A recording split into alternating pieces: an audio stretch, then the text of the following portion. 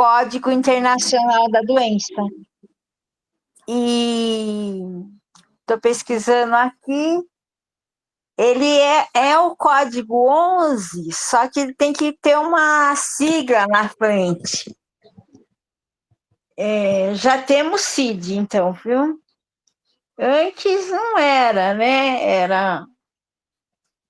Acredito que... É que eu estou abrindo aqui para ler o CID.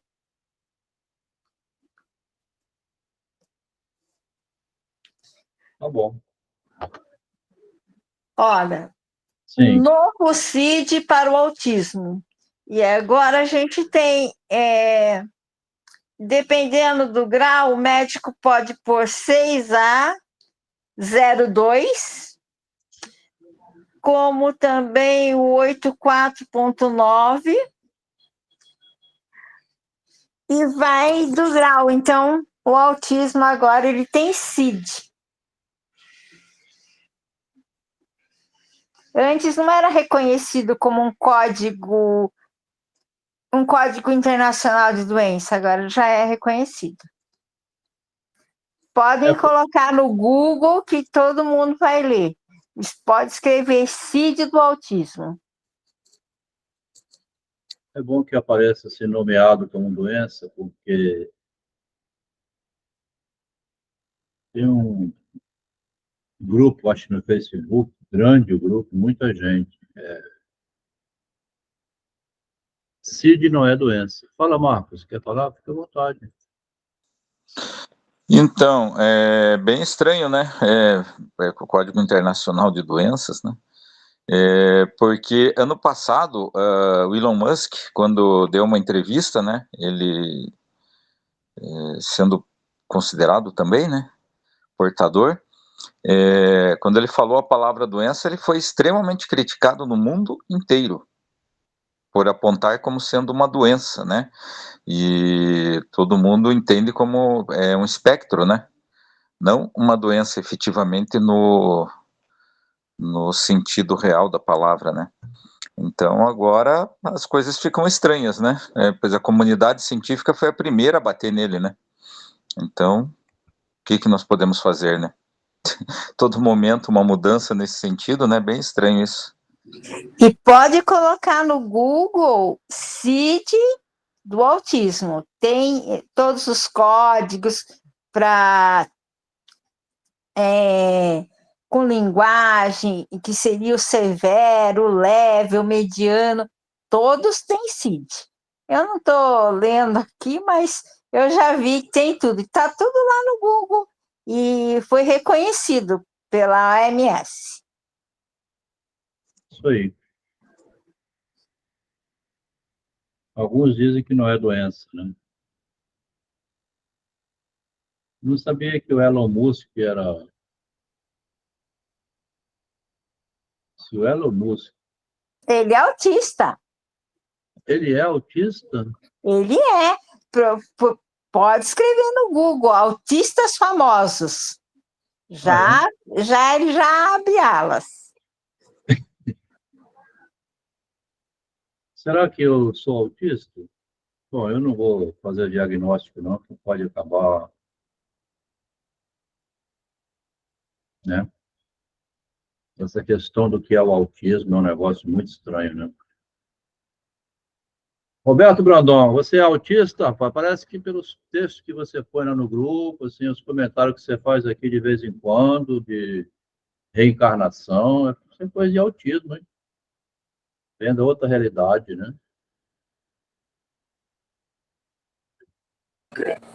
Fico até curioso para ver o diagnóstico. Você vai fazer o diagnóstico? Gostaria. Quem é que avalia? Tem que avaliar, né? Vai no especialista, ele aplica o teste, né? Talvez você tenha algum desvio, né? Aí já recebo um salário por mês, né? Rapaz, um dos maiores dilemas da atualidade estão criando, né?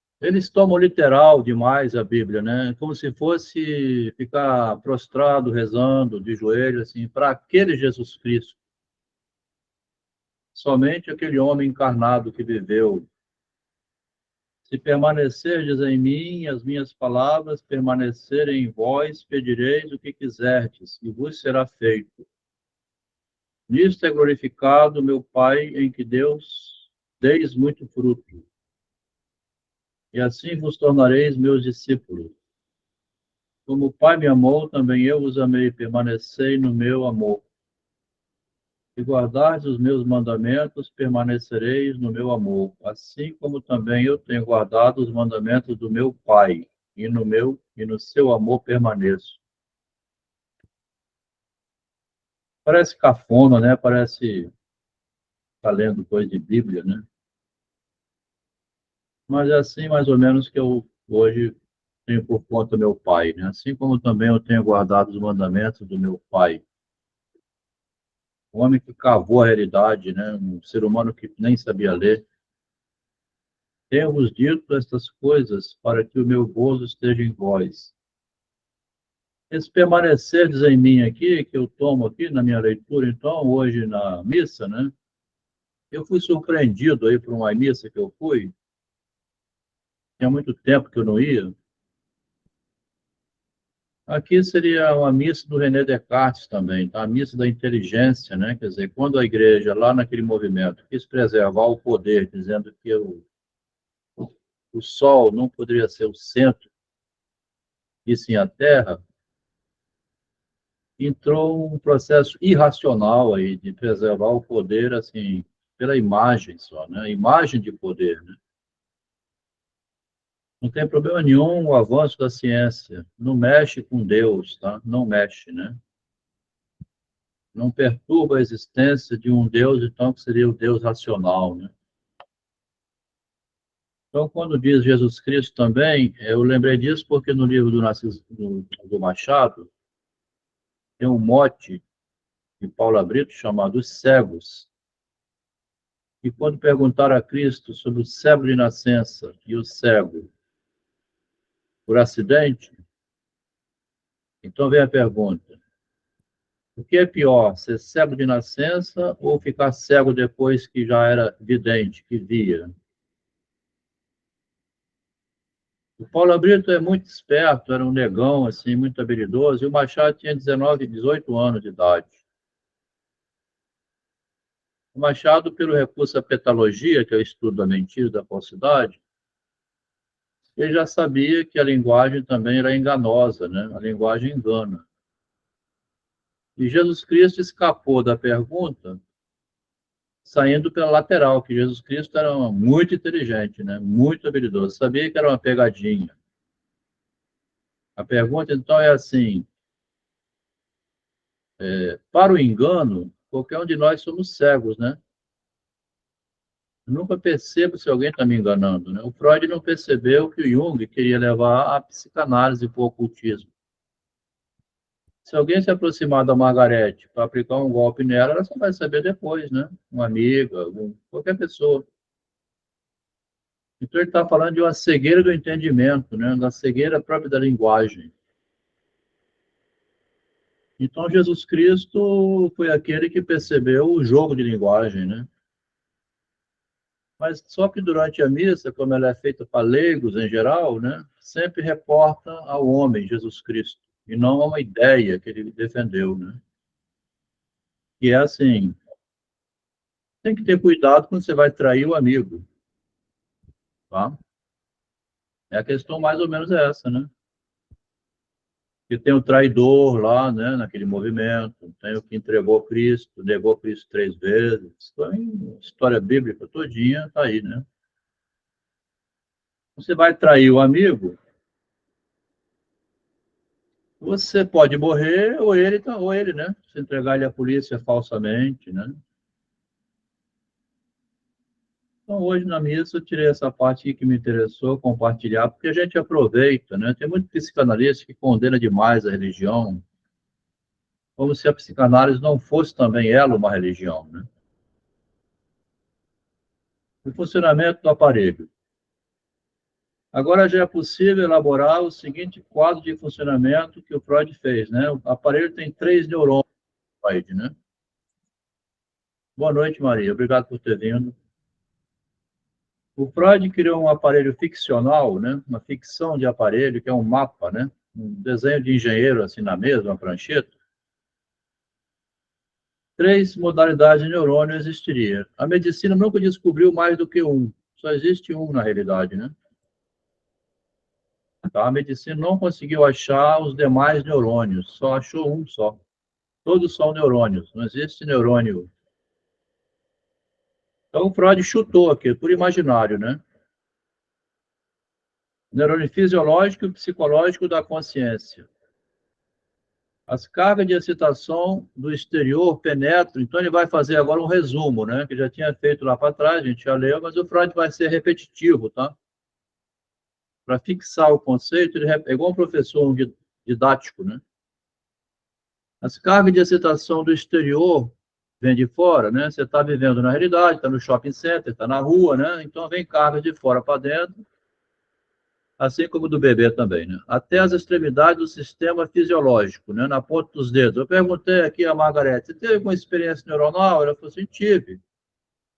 Quando encostei a mão em algo quente, eu tirei o dedo. Então é isso aí, né? Na extremidade do sistema neurológico, fisiológico, né? Neurônios fisiológicos, na extremidade tem a pontinha dos dedos, né? O ouvido, né? A ponta da língua. Primeiro esbarram nos dispositivos e terminações nervosas, lá na pontinha, e fragmentam em frações, né? Quebram em frações, cuja ordem de magnitude é provavelmente superior à dos estímulos que estão dentro. Claro, o barulho externo, né? O sabor da comida, é muito maior do que o que está dentro da gente. Dentro da gente não tem o mesmo barulho, né? Muito embora dentro da gente, de vez em quando, vem um barulho que a gente não aguenta nem ouvir, né? Mas está dizendo aqui assim, os de fora são mais fortes. Quem sabe não pertenceriam, afinal de contas, à mesma ordem. Está vendo? Pode ser igual.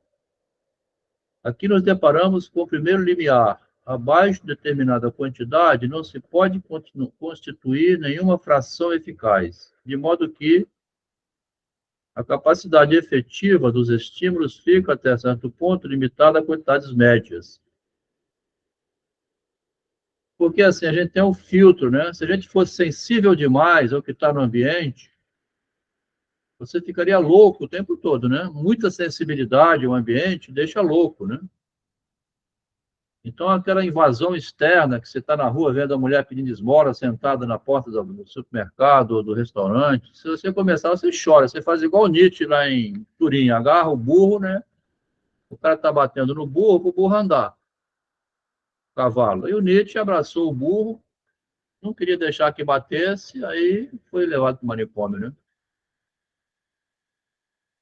Então, a sensibilidade exagerada é a marca da gente, né? Em determinado momento, você está muito sensível a tudo, né? Quando ele fala que esses estímulos externos, eles se fragmentam para você também não sentir a pancada com a mesma força que para uns é forte e para outros não, né? Um vê aquilo e começa a chorar, o outro pede para deixar de lado. Então, tem uma peneira, ele fala aqui. Além disso, a natureza dos invólucros, das extremidades nervosas, atua como uma peneira. Peneira é aquele que passa um pouco, né? De maneira que nem todo tipo de estímulo pode operar nos diversos pontos terminais. Os estímulos que realmente chegam aos neurônios fisiológicos, né, possuem uma quantidade e uma característica qualitativa. No mundo externo, formam uma série da mesma qualidade e de uma quantidade que vai desde o limiar até o limite da dor. Então, aí que está, né? Extremamente sensível, sente muita dor, né? Enquanto que no mundo externo, os processos exibem uma sucessão contínua em duas direções, para dentro e para fora, segundo a quantidade e o período. Aliás, aqui são quantidade e período, então as duas direções seriam essas. De fora, né? Os estímulos que são internos correspondem. Boa noite, louco por literatura. Os estímulos correspondentes aos processos ficam no que diz respeito à quantidade Em primeiro lugar, fica reduzido, e em segundo, limitado, em virtude de uma excisão, e no que diz respeito à qualidade, ficam descontínuos, de modo que certos períodos nem sempre atuam como estímulos. A gente viu lá em cima que o período é o humor, né? Não é qualquer coisa que te tira do sério, não é assim essa frase? Não é qualquer coisa que vai te tirar do sério. Então, o seu humor não vai ficar oscilando de segundo em segundo, né?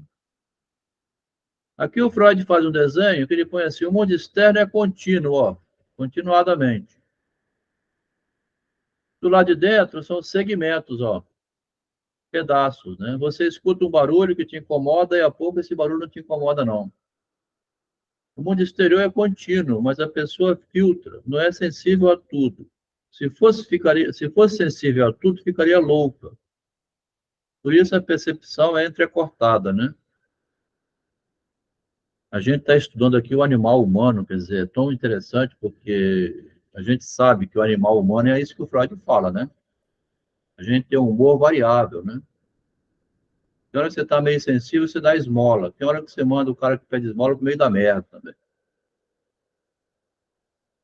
4. A característica qualitativa do estímulo, depois que entrou, né, se propaga, então, sem empecilhos por dentro do fisiológico, por meio de psi, até chegar à consciência, tá? Ó, primeiro altera o psicológico, depois você vai... Você tomou consciência? Onde produz sensação. É representada por um período particular do movimento neuronal que certamente não é o mesmo do estímulo, mas tem uma determinada relação com o estímulo, segundo uma fórmula de redução que não sabemos. Tá? Aí o Freud joga, não sabemos. Quando você perde o humor, quando você não perde, não dá para saber, né? A sensibilidade do outro não é acessível a gente, né? Esse período não persiste por muito tempo e desaparece em direção ao lado motor. E como pode passar sem dificuldade, tampouco deixa qualquer lembrança em seu rastro. Estados de humor que variam constantemente não deixam rastros, né? Você lembra que você estava nervoso aquela hora? Eu não lembro, não. Passou já, né? Fumei um cigarro, né? Tomei uma branquinha. A quantidade do estímulo fisiológico excita a tendência do sistema nervoso à descarga. Quando você foi provocado igual o Smith, você tende a rebater, transformando-se numa excitação motora proporcional à excitação. O aparelho da motilidade está diretamente ligado ao fisiológico, claro, né? O aparelho é fisiológico, né? Aqui. As quantidades, assim traduzidas, produzem um efeito que é quantitativamente muito superior, penetrando nos músculos, glândulas, atuando ali, ou seja, por uma liberação da quantidade, ao passo que entre os neurônios só ocorre uma transferência.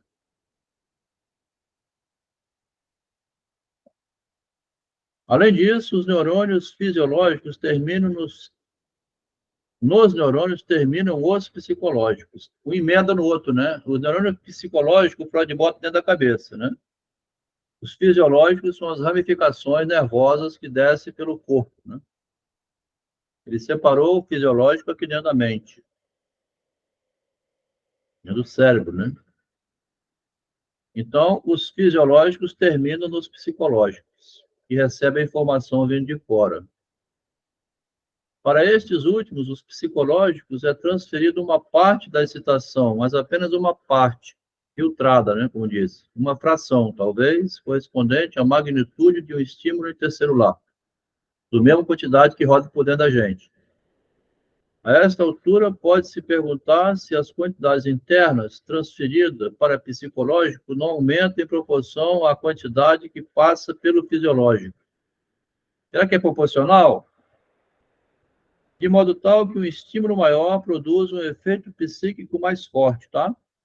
Tem horas que não, né? Tem horas que o cara te chama de filho de uma puta, você nem liga, fala, vai pra merda, sai de perto. Deixa eu tô trabalhando agora, não vem me incomodar não, tá? Tá vendo? Tem horas que não atinge, né? O cara te provoca, você dá uma risadinha até, né? Então nem sempre tem essa proporcionalidade.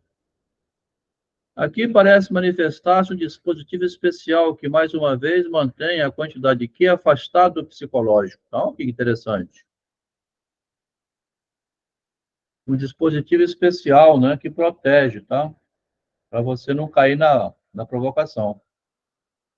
Pois a via sensorial de condução em fisiológico, no neurônio fisiológico, né, possui uma estrutura peculiar. Ela se ramifica continuamente e apresenta várias vias de espessura variável que vão desembocar em numerosos pontos terminais. Aqui é um chute, né? O Freud não viu nada na cabeça do homem para fazer isso.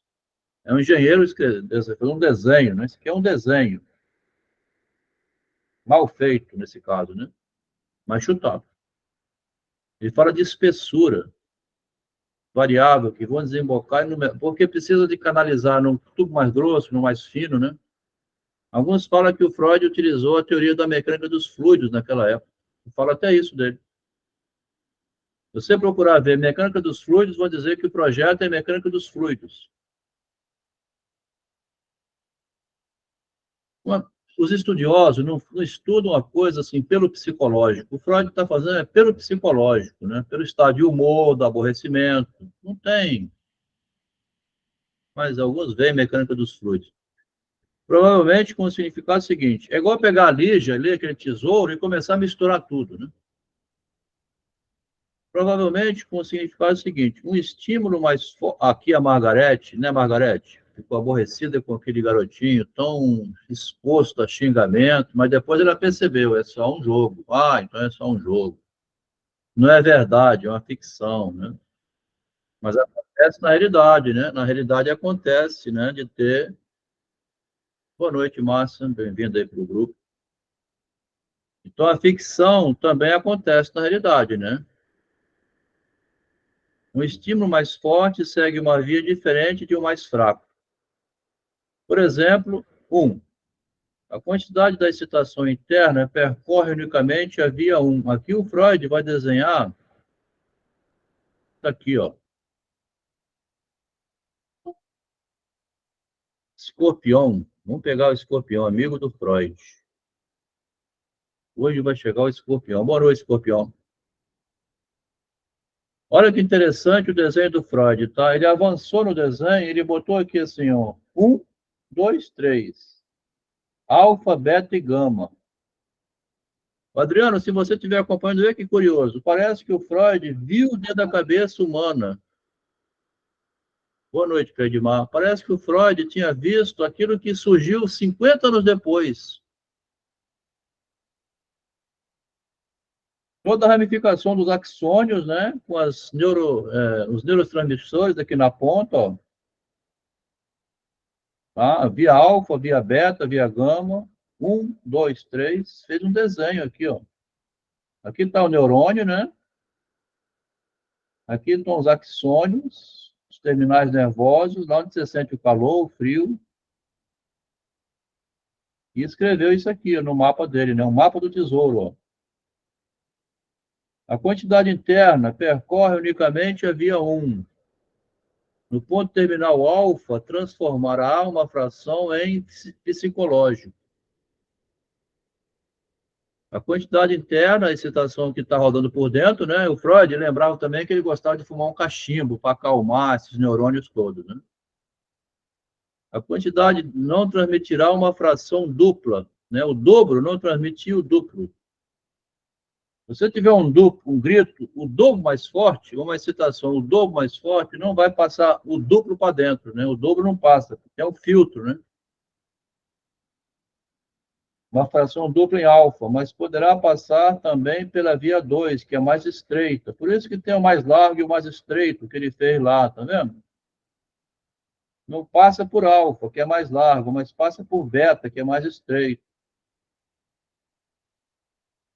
Aqui o Freud parece o Cazuza.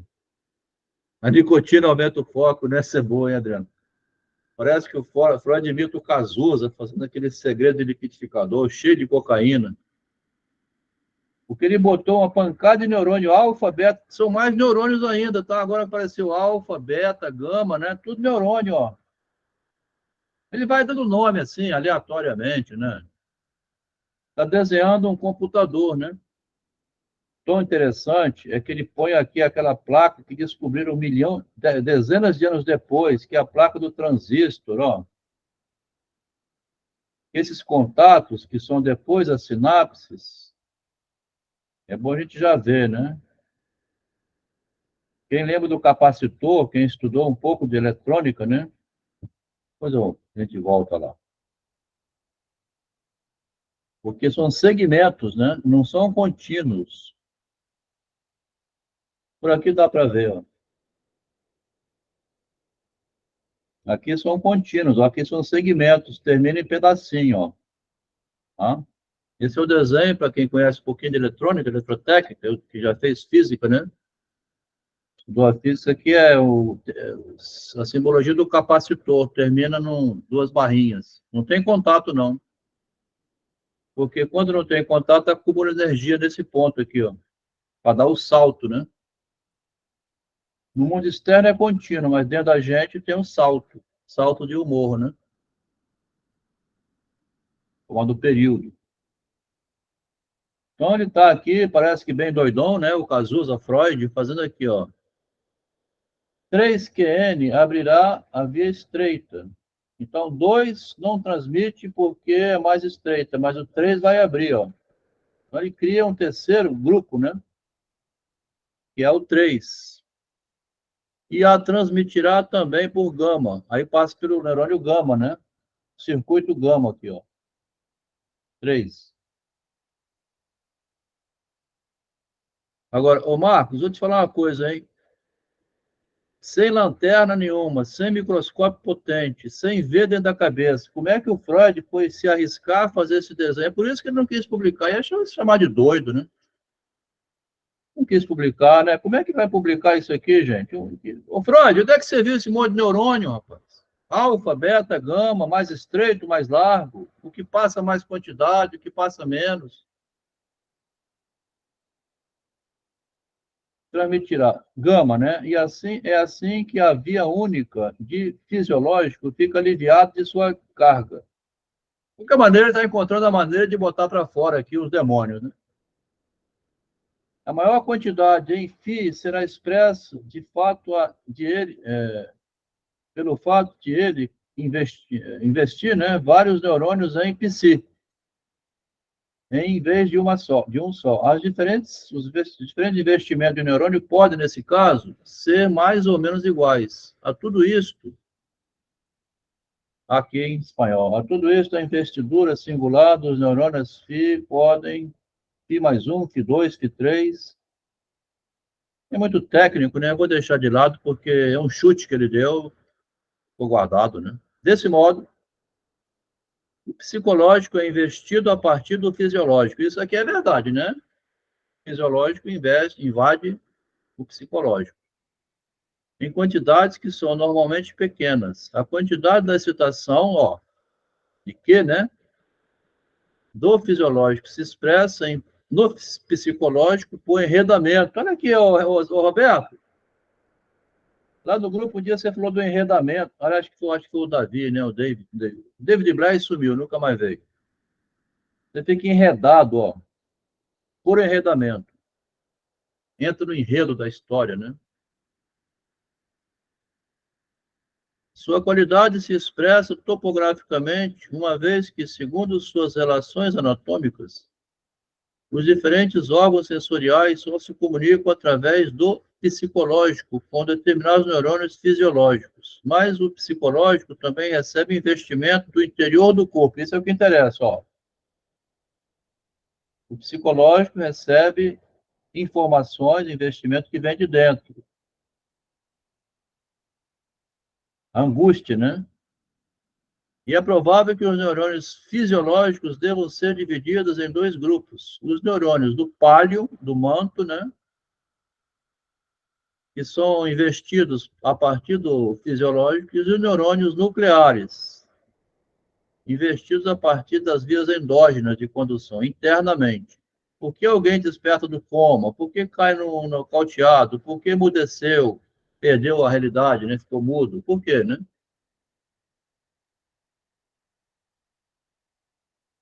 Capítulo 10, as vias de condução do psicológico. Então, aqui ele fez, né, nos 7 itens do capítulo 9, né, ele quis mostrar o funcionamento do aparelho. Tá? Primeiro desenhou, né, avançou um pouco mais, porque ele botou alfa, beta, gama, que não tinha no outro. E quando ele começou aqui no 9, isso era um rascunho, que o Freud parou nele, no rascunho. Mas quando ele começou no 9, ele ia falar só desses 3, ó. 3 categorias do neurônio. E no meio do 9 ele botou alfa, beta, gama. Depois ele menciona alfa, beta, gama, mas ele menciona poucas vezes.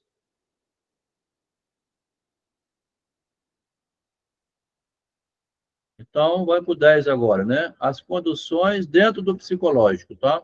Então, já o corpo estava fora, entrou para dentro do corpo, né? Agora é dentro da mente. Como é que são as vias de conduções dentro da cabeça? O núcleo do psicológico está em conexão com as vias pelas quais ascendem as quantidades endógenas de excitação. Aqui o nosso mapa do tesouro, o Pirata do Caribe, né, procurando o mapa, etc., escondendo no fundo do baú do navio que afundou, essas coisas. A gente está procurando o seguinte: nesse projeto, esboço do Freud, tem muito conhecimento útil para a nossa própria formação humana, né? Então, é um rascunho jogado no lixo que a gente vai lá e pega e encontra material valioso. O núcleo do psicológico está em conexão com as vias pelas quais ascendem as quantidades endógenas de excitação. Aqui ele vai falar agora da parte interna, né? O que vem por dentro, né? O que me chega por dentro, será que será essas coisas, né? Sem excluir a possibilidade de que essas vias estejam em conexão com o fisiológico. Devemos continuar sustentando nosso pressuposto inicial de que há uma via direta que parte do interior do corpo até chegar à mente. Tá? Se é assim, porém, o psicológico está exposto sem proteção a quantidades provenientes dessa direção, e nesse fato se assenta a mola mestra, que é o recorte pulsional. Aqui a pulsão, Adriano. Estava lá antes da interpretação dos sonhos, tá? Pulsão é um representante na mente de um sentimento interno, né? Então, é uma sensação interna, agradável ou não. O Freud dá o nome de pulsão. Se é assim, psicológico está exposto a um recorte pulsional. Os períodos e o impulso pulsional, né? Que movimenta a mente são lembranças vividas sentimentalmente pelo corpo, que nomeará imagens mnêmicas, imagens que estão na memória. 2. O que sabemos a parte do psicológico. O que sabemos a respeito dos estímulos internos, endógenos, se pode expressar no pressuposto de que eles são de natureza entre as células, navega de uma célula para outra internamente ao organismo, né? Não tem como não ser assim, né? Mesmo que seja memória, vem das conexões internas. A medicina não sabe nada sobre isso. Como é que a memória é acionada por conexões internas, né? Até hoje não sabe nada. Freud foi um atrevido aqui chutar isso, né? Então, a natureza intercelular vai levar à mente, que se produzem de forma contínua e que só periodicamente se transformam em estímulos psicológicos, tá? Ó. Ele permanece sempre com essa ideia de período, Freud, tá? Periodicamente, você lembrou de fumar, né, seu sem vergonha? Porque você tinha parado de fumar. Tá vendo? Periodicamente vem a mente. Ah, não, eu parei e vou segurar, tá? Vou usar aqui um emplasto no corpo, né? Fornece nicotina, aí eu pelo menos não fico fumando.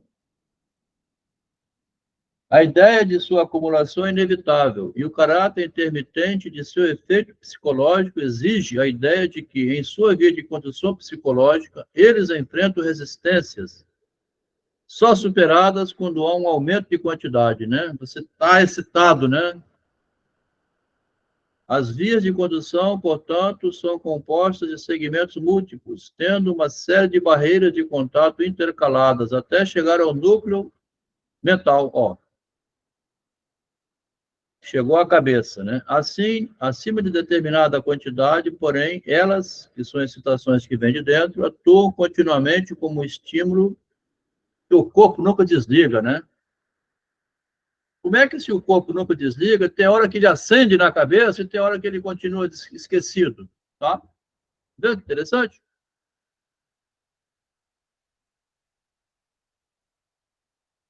As excitações endógenas atuam continuamente, né?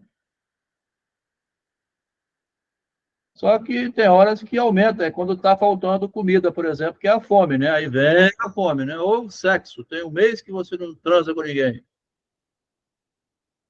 Atua continuamente como estímulo até que a carência vai forçar você a buscar, né?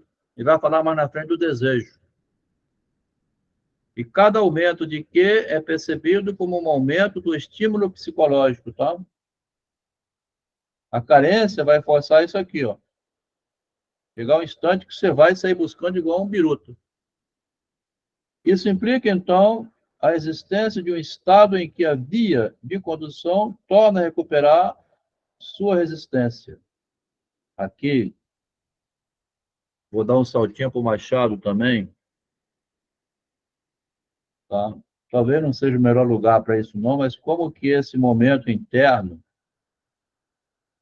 aqui o Machado vai ser bem lembrado por causa que a gente estudou bastante, principalmente aqui o colega Adriano, né, quando comentou nessa passagem aqui, justamente o recalque. Olha só o recalque funcionando em Freud, né, em Machado de Assis, bem antes do Freud, ó. Bem, 12 anos antes do projeto, tá?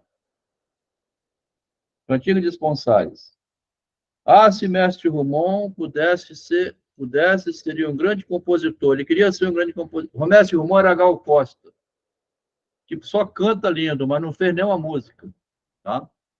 Então, o Mestre Rumon tocava polca muito bem, e ele sonhava em compor polcas, só que nunca teve coragem. Se Mestre Rumon pudesse, ele seria um grande compositor. Parece que há duas sortes de vocação, ó. Olha que lindo, né? Dois tipos de vocação. As que têm língua e as que não têm língua. Vocação sem língua. As primeiras realizam-se a língua, né? As outras representam uma luta constante e estéril entre o impulso interior e a ausência de um modo de comunicação externa com os homens, tá? Impulso vem de dentro, mas fica preso, não sai, né? Porque falta um modo de comunicação. Não descobriu uma maneira de compor a música dele. Tinha a vocação íntima da música, trazia dentro de si muitas óperas e muitas missas, um mundo de harmonias novas e originais, que não alcançava exprimir e pôr no papel. Olha que interessante. Tem toda uma genialidade dentro, mas ele não conseguia botar para fora, né? O vergonha, né? Da imagem, né? Que vão fazer de mim. Mestre Romão toca muito bem, mas ele foi tocar uma música que ele fez, nossa, ficou horrível. Aí ele não faz, né? Vergonha. A causa da melancolia, então, vem a doença, né? O Machado é fodástico, né? Vamos falar assim, Machado é fodástico, né? Ele via a doença humana da imagem, né? Então tinha melancolia por causa disso, né? A causa da melancolia de Mestre Romão era não poder compor, não possuir o meio de traduzir o que sentia. Demais isso, né? Não traduz o que sente, tá? Não é que não rabiscasse muito papel e não interrogasse o cravo durante horas. Impossível, nenhuma inspiração. Não exigia uma peça profundamente original, mas, enfim, alguma coisa que não fosse de outro, mas dele mesmo, né? E se ligasse a um pensamento começado. Isso aqui nós estamos rastreando no Machado, que é de 83, ó. Nós fomos pesquisar e encontramos em 63, 64, né? 20 anos antes, algo muito parecido. A gente achou lá na revista chamada Semana Ilustrada, aqui, ó. Não sei quem foi dizer ao filho da viúva que estavam mangando dele. O rapaz suspendeu a publicação, expondo-me todos os originais. É assim que se perde uma obra. Assim se lança ao abismo do esquecimento aquele parto sublime, que bem podia ocupar um lugar ao lado das obras do inimitável Garcia, Menino Diabo. Tá? Ninguém até hoje foi perceber que a história do Machado está toda ela na própria literatura dele. Tá? Menino Diabo é o Machado de Assis lá no 20 anos antes. O rapaz suspendeu a publicação, exigindo-me todos. Então você fica tenso por dentro, você quer fazer, fica melancólico, né? Então tem as resistências que só são superadas quando há um aumento de quantidade, mas você não consegue mijar a sua obra para o mundo, né? Jogar para fora essa merda. Fica presa dentro, né? O núcleo psicológico fica carregado, né? Você não consegue produzir por vergonha. Excitações que vêm de dentro, tá? Que tem uma barreira, então. Era isso que o Freud está procurando, tá? Porque ele está lidando com gente doente aqui, né? Melancólica, ó. A causa da melancolia, né? Minha senhora, por que você está tão melancólica? Porque eu não consigo fazer o que eu quero. Mas o que te impede? Aí, uma história longa, né? Escrito pelo menino de Diabo, na década de 60. O Machado parece ter mantido a originalidade daquele grupo de endiabrados, né? Porque não era o próprio Machado. Eu não estou afirmando que era o Machado, o moleque, tá? Aqui eu falei que pode ser que seja, mas lá no livro eu evito de ser categórico, né? Tinha uma quantidade de moleques endiabrados, que uns publicavam com esse nome, outros também publicavam. De qualquer maneira, ele publicou depois o Sermão do Diabo, né? Em 92. Vamos para o Freud de novo. Um processo desse tipo se denomina soma, acúmulo de tensões, né? As vias de condução psicológica se enchem como até ficarem permeáveis, acessível ao tráfego, então, né? Consegue dar vazão. É evidente que o que permite a soma é a pequenez de cada estímulo, né? Pequenininho vai somando as comunicações entre as células, que ele falou lá, intercelulares, né? Vai somando, somando. Comprovou-se também que a soma ocorre nas vias de condução fisiológica, por exemplo, no caso da condução de dor. Ali só se aplica em pequenas quantidades. O papel menor desempenhado pela soma do lado fisiológico fala a favor da impressão de que ali estamos lidando de fato com quantidades grandes. Eu tinha falado lá em cima, a dor é imperativa, né? Mas o desejo de compor não é doloroso igual a imperatividade da dor. É uma melancolia suportável, né? Fica melancólico, deprimido, triste, mas não é igual você ter um corte no pé, você tem que... Né? A dor é imperativa, né? Bom, as muito pequenas parecem ser afastadas pelo funcionamento dos aparelhos de terminação nervosa, as dores pequenas, né? Ao passo que esses aparelhos estão ausentes do lado fisiológico. 4. É muito digno de nota o fato de que a condução dos neurônios psicológicos consiga manter uma posição entre as características da permeabilidade e da impermeabilidade. Malandragem do Freud aqui, tá? Malandragem dele, né? Os neurônios psicológicos ficam no meio do caminho, entre um espaço e outro, né? De vez que recuperam sua resistência quase por completo, apesar da passagem, o psicológico é amortecedor que fica no meio, entre uma coisa e outra. Claro, você escuta, você filtra, né?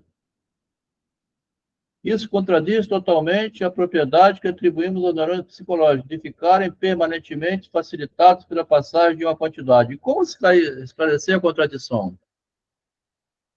Então, se ele fica no meio servindo de amortecedor, lá o para-choque, como é que algumas coisas passam e como é que algumas coisas de vez em quando não passam?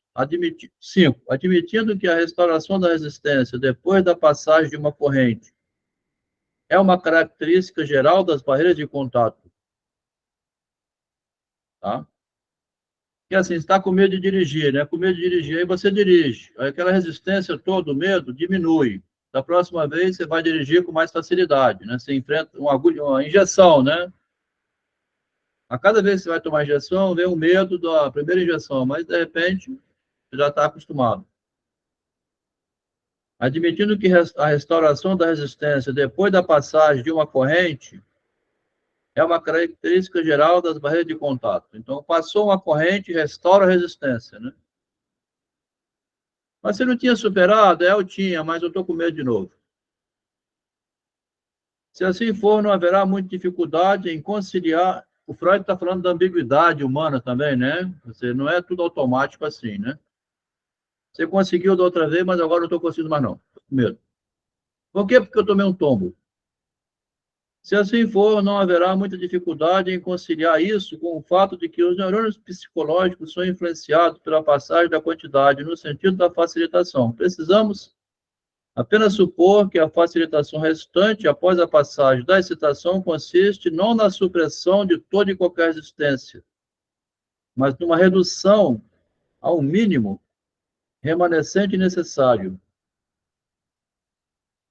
Porque na resistência ao tratamento aqui de Mestre Romão também, né? Por que você não consegue, Mestre Romão? O Machado, quando ele fala que o Mestre Romão não consegue, ele também está exibindo que ele consegue, né? Eu consigo dizer que o que o outro não consegue. Tá? Eu consigo mostrar o que eu sei fazer, mostrando que o outro tem dificuldade de fazer a mesma coisa, né? É uma contradição, né? Como é que você sai disso? Porque chega no consultório uma pessoa que você vê sofrendo tanto, mas para você não é nada, mas para ele é tudo, né? Sai dessa, rapaz, esquece essa namorada que te chifrou. Todo mundo fala, né? Esquece o filho que você perdeu, esquece o marido que você perdeu, né? Isso não é nada, rapaz. Daqui a todo mundo morre, tá? Todo mundo morre. É assim. Mas foi sua mãe que morreu? Todo mundo morre, né? Mas e aí? Como é que fica?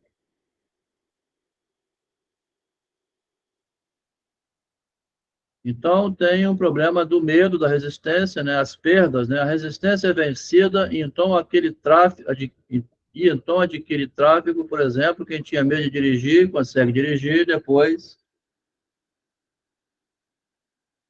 o medo volta, né? Bateu com o carro, por exemplo. Durante a passagem da quantidade, a resistência fica suspensa, depois ela restabelece, por exemplo, aí, ó. Mas em vários níveis, em proporção à quantidade que passou por ela, de maneira que, na vez seguinte, uma quantidade de excitação menor já conseguirá passar, e assim por diante. Também é assim que funciona, né? Se o mestre Romão faz a primeira musiquinha, o que fez a Lígia? Porão e Sobrado, né? Aqueles textinhos lá, bobinhos, de doca e tal, do início, ela quer que ninguém mais leia. Mas ali está o início dela, né, gente? Poxa. Foi preciso ela fazer primeiro o simples para depois melhorar, não é não? Na vez seguinte, né? Quando se estabelece a facilitação mais completa, ainda resta uma certa resistência, a vergonha nunca some, né?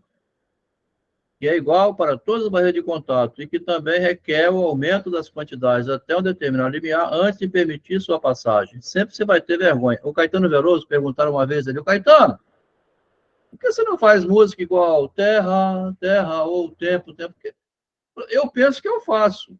Quando eu faço 12 músicas no meu LP, eu acho que são todas iguais. Mas é que no ouvido do outro, tá? Não é o meu, né? Então, quando você cria alguma coisa, você não sabe, né? Que está criando uma obra-prima ali. Então, tem o medo, tem a resistência. Essa resistência seria uma constante, tá vendo? Por conseguinte, o fato de que as quantidades endógenas atuam por soma apenas significa que essas quantidades são constituídas de parcelas de excitações mínimas, menores que a constante. Claro, né? Tá? Tá bem claro isso, né? Quer dizer, sempre pequenininha, de repente aumenta. A via endógena de conduções está, portanto, apesar disso, completamente facilitada. Por dentro circula sempre. Disso se conclui, porém, que as barreiras de contato, onde tem as sinapses psicológicas, né, são em geral mais altas do que as vias endógenas de condução. A notícia nem sempre chega ao cérebro, seria isso. De modo que nos neurônios nucleares, né, da cabeça, né,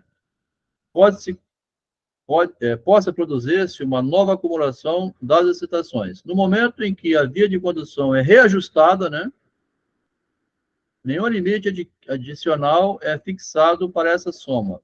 Aqui o psicológico está à mercê da quantidade. É assim que surge no interior do sistema o impulso que sustenta toda a atividade psíquica. Conhecemos essa força como vontade, derivada das pulsões. Olha que interessante, Adriano. Como é que vai mobilizar a vontade, né? Você quer ou não quer fazer isso?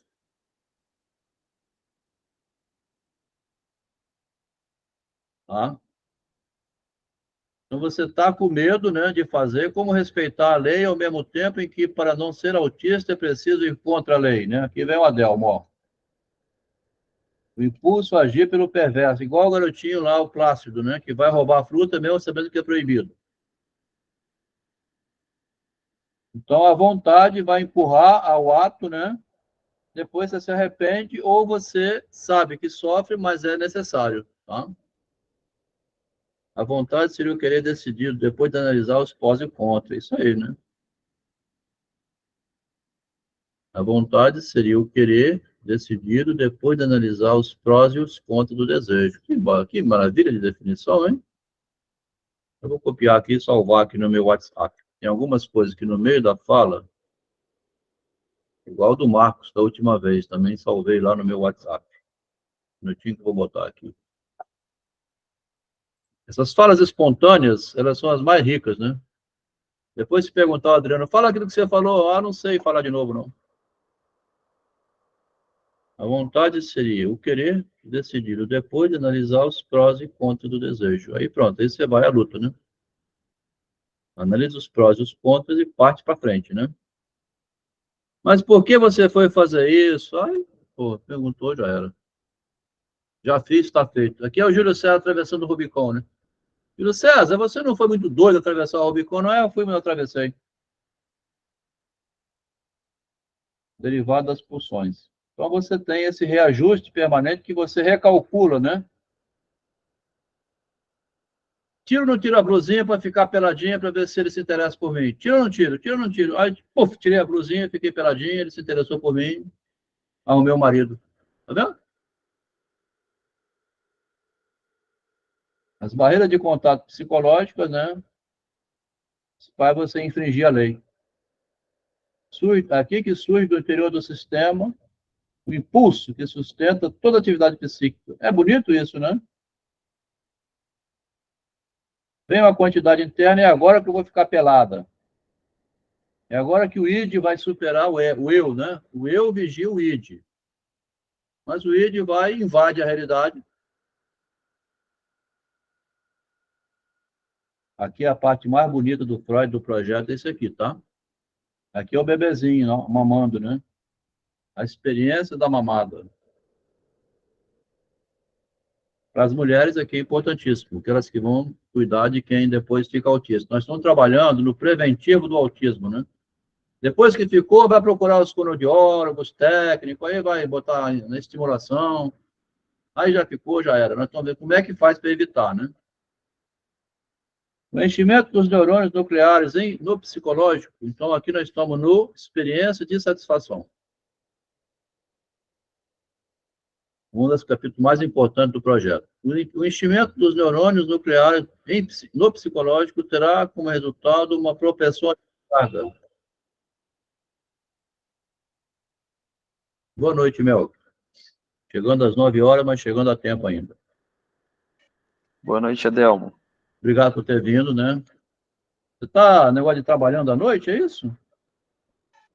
Você No estava, momento, né? não. Sai às 9 horas? Ah, não está, não? Não, eu estava resolvendo uma coisa hoje, por isso eu atraso. Maria conseguiu trocar lá o horário, né, Maria? Estava no shopping, né?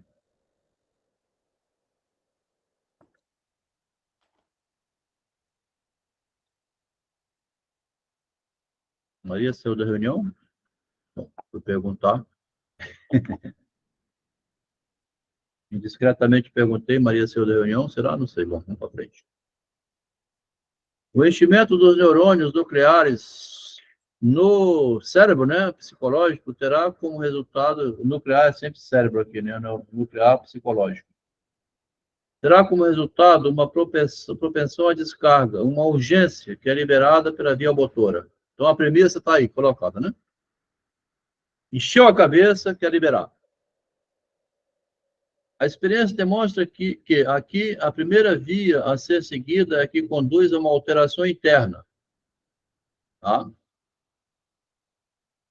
Então, a primeira via vai fazer a modificação interna, expressão das emoções, gritos, inervação vascular. Aqui é o bebê, não? Ou alguém que está desesperadamente com fome, né? Grita, né? Como já explicamos no início, nenhuma descarga pode produzir resultado aliviante, visto que o estímulo endógeno continua a ser recebido e se restabelece a tensão no psicológico. Grito não mata a fome de ninguém, né? Gritar não mata a fome. Então, a descarga pode produzir... Né? Nenhuma descarga vai aliviar a fome, né? Descarga psicológica. Nesse caso, o estímulo só é passível de ser abolido por meio de uma intervenção que suspenda provisoriamente essa descarga de grito e choro, né? No interior do corpo. E uma intervenção dessa ordem requer a alteração no mundo externo. Isso aqui, ó, tinha que pregar na casa de toda mamãe que tem neném, né? Ela sabe instintivamente disso, pelo instinto, né? Tanto que a mãe é o único animal que fica assim, com o peitinho no bico do bebê quando nasce, né? Empurrando o peito, vê se espreme o peito, vê se nasce leite, sai leite. O único animal que faz isso é a mãe, né? O mamífero, né? Ora, os nossos sentimentos de raiva, de revolta, de tristeza, de etc. Tudo isso expõe para as pessoas da pele para fora. Ninguém sabe o que está acontecendo da pele para dentro. Isso aí, rapaz. Parabéns. Obrigado pela conversa, né? Mais ou menos isso, né? Nenhuma descarga pode produzir resultado aliviante, visto que os estímulos endógenos continuam a ser recebidos e se estabelece uma ligação lá no psicológico. Na mente. O bebê é uma tábula rasa quando nasce, né? Nunca mamou nada, porque entrou pelo umbigo, né? Nunca ele entrou nada pela boca dele para que fosse alimento. Nunca ele fez um esforço, né? Então ele veio zerado. Nesse caso, o estímulo só é passivo de ser abolido porque começou a virar fome, né? Não tem mais o cordão umbilical. Tem que ter uma intervenção que suspenda aquela gritaria dele. Uma intervenção dessa ordem, alteração no mundo externo. Fornecimento de víveres, aproximação do objeto sexual, né? E que, com uma ação específica, só pode ser promovida de determinadas maneiras. O organismo humano é, a princípio, incapaz de promover essa ação específica, né? Tá? A princípio, né? Não consegue. É alguém que faz por ele. Somente o organismo animal sabe... Não, continue.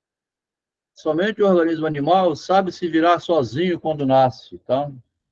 Olha o desamparo humano, né? Olha o desamparo inicial. Uma das maiores frases do Freud que está no projeto, né?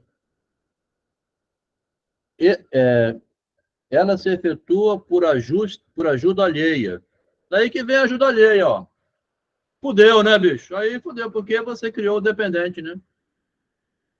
Só se efetua por ajuda alheia, quando a atenção de uma pessoa experiente é voltada para um estado infantil por descarga através da via da alteração interna.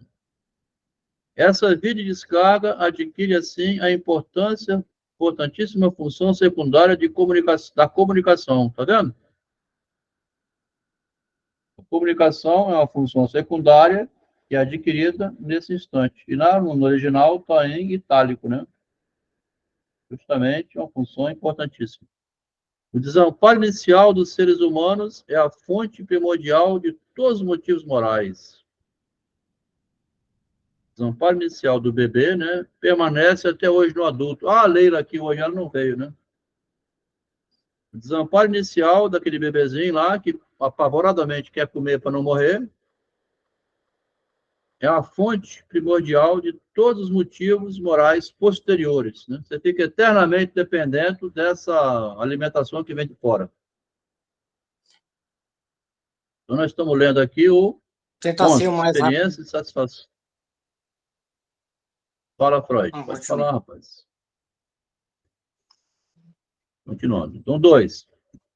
Quando a pessoa que ajuda executa o trabalho da ação específica em meu benefício, aquilo que eu tinha que fazer para alterar o mundo externo, né? Tem que alterar o mundo externo, né? Você tem que mudar a realidade exterior. Alteração no mundo externo. Quando essa ação específica,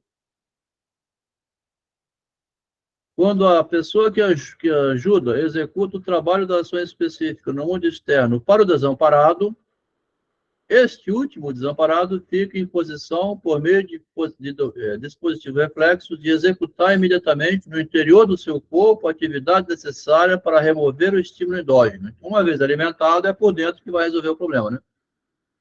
Você não já mamou? Não está resolvido? A totalidade do evento constitui, então, a experiência e satisfação que tem as consequências mais radicais no desenvolvimento das funções do indivíduo. Isso porque 3 coisas ocorrem no sistema psicológico, nos neurônios mentais, né? Primeiro, efetua-se uma descarga permanente e assim elimina-se a urgência que causou desprazer no ômega, o sistema da consciência. Aqui o Freud está aqui, né, metendo tremendo de um chute, né? Teria o neurônio na consciência, né, no bebezinho também, né? Mas inaugura alguma coisa na mente, né? Inaugura uma experiência mental, tá? Ah, me alimentei, relaxei. 2. Produz-se no pálio a catequização de um ou de vários neurônios que corresponde à percepção do objeto, né? O objeto leite, no caso, né? Que alimentou. Em outros pontos do pálio, que é o manto, chegam as informações sobre a descarga do movimento reflexo liberado que se segue à ação específica. A ação de alimentação acalmou o reflexo e a agitação. Estabelece, então, uma facilitação entre os investimentos e os neurônios da mente nuclear e do cérebro, né? 3. A informação, as notícias sobre a descarga reflexa surge porque cada movimento, através de seus resultados subsidiários, torna-se uma oportunidade de novas excitações sensoriais, provenientes da pele e dos músculos, que produzem no psicológico uma imagem motora, sinestesia, né? O movimento é cine, né? O estésico é o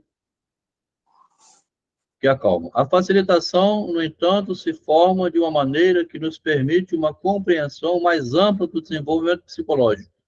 Até agora, aprendemos a saber que os neurônios psicológicos são influenciados pelos fisiológicos e pelas vias de condução interna. Então, agora o Freud vai desenvolver a ideia assim, é claro que ele satisfez mentalmente, mas ele não sabe nada disso, né? Ele vai aprender a partir dali. Existe uma lei básica de associação por simultaneidade. Então, ele começa aqui o Freud, né? O que é simultâneo produz uma associação imediata, né? Associação por simultaneidade, que atua no caso da atividade psicológica pura. Lembrança produtiva, e que constitui o fundamento de todos os vínculos entre os neurônios psicológicos. Está vendo? Se lá por dentro se comunicam os neurônios, todos armazenando essa informação, a informação, né, a notícia, a descarga, vai ficar a lembrança, porque da próxima vez que ele vai falar da próxima vez através da alucinação. Da próxima vez o bebê vai alucinar aquilo para depois gritar. Antes de gritar, ele alucina na mente, né? Ele lembra. Ora, existe uma lei básica de associação por simultaneidade. Nós verificamos que a consciência, isto é, o investimento quantitativo de um neurônio psicológico, né? O que é a consciência? Investimento de excitações, né, do neurônio psicológico. É tão interessante pensar isso, que é assim, Os neurônios psicológicos, lá no Mestre Romão, seria assim: eu não aguento mais, eu vou fazer uma música, qualquer que seja ela, a consciência fica tão apavorada de desejo de fazer e não fez, que a morte vai chegando. Vou dizer aqui também, foi um caso que eu vivi com minha mulher, né? Ela quis ser artista durante 40 anos, nunca conseguiu ser. Para conseguir, ela teve que expulsar o marido, sair rasgando o mundo, a realidade inteira. Pouco se foda o que vão dizer de mim. Eu quero é fazer cerâmica, vocês vão tudo tomar no cu, porra. Era um problema dela com ela mesma, não era comigo, nem com a mãe, nem com ninguém. Ela podia fazer cerâmica há 40 anos atrás. Ficou igual o mestre Romão, se prendendo ali, eu quero fazer, não faço, quero fazer, não faço. Chegou um dia que saiu rasgando tudo, né? Ou agora eu faço. Foi falar e fez. Então, tem uma pressão psicológica no nível da consciência, que o psicológico sustentou tudo aquilo, e é comum isso acontecer, né? E agora, ou vai ou racha, essa história, né? Então, nós verificamos que a consciência, que é um investimento muito grande nos neurônios psicológicos, o eu repressor é o outro. É isso aí. O eu repressor vem de fora para dentro e eu me reprimo, mas eu penso que é lá fora que estou me reprimindo. Eu não percebi que há muito tempo eu já sou livre para fazer o que eu quero, tá? Verdade. Lá atrás, quando quis arrumar um marido, esse que interessava era, estava casado, mas eu vou com o casado mesmo. Então eu já tinha rasgado a imagem de 40 anos antes. Por que não conseguiu continuar assim? Adelma, eu casei com você, sou engenheiro, mas eu quero ser artista. Pode ser? Faltou essa coragem, né?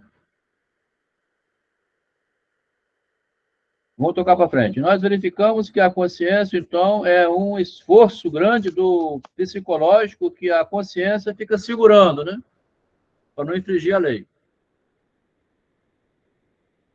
Então, passa para outra. Alfa, no caso, beta e gama, tem estado, em algum momento, investido simultaneamente a partir do fisiológico. Ele pegou aqueles 3 neurônios do estreitamento, né? E tinha chutado lá no desenho de cima. Não custa nada remostrar isso aqui, porque o Rodrigo chegou mais tarde, né? A Márcia também. Ele tinha feito um desenho aqui em cima, ó. Alfa, beta, gama. Como se tivesse alguns canais que vai segurando, até que você uma hora explode e sai fazendo, né? Ele chamou de canais alfa, beta e gama aqui em cima. Tá? Quando a Márcia resolveu separar do marido, foi embora, não aguentou mais, uma convivência que estava insuportável, essas coisas. Ele falou de canais estreitos, canais mais largos de descarga, né? Até que uma hora abriu as comportas e foi com tudo, né? Alfa, beta e gama. Ele criou mais 3 neurônios que ele quase não menciona, o Freud, tá? Mas ele mencionou aqui.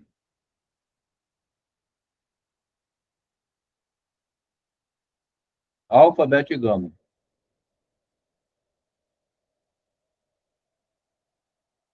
Catequizados simultaneamente a partir do fisiológico ou de alguma outra parte. Desse modo, uma barreira de contato ficou facilitada. Agora que abriu a barreira de contato, né, passou tudo, né?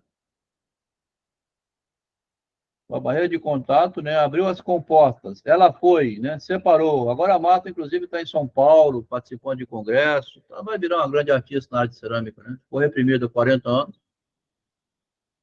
É possível que se realize, talvez, não sei. Aí já não é comigo, né? Desse modo, uma barreira de contato ficou facilitada pela catexia simultânea alfa-beta. Daí se conclui, nos termos de nossa teoria, que uma quantidade de excitação passa mais facilmente de um neurônio para outro, neurônio investido, né, do que para o que não foi investido. Uma vez que abriu o canal, daí para frente passa, né? Assim, a catexia do segundo neurônio atua da mesma maneira que um aumento da catexia do investimento do primeiro neurônio. Nesse caso, mais uma vez, o investimento se revela no que diz respeito à passagem de quantidade como equivalente à facilitação.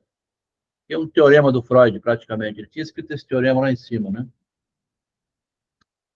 Teorema da quantidade.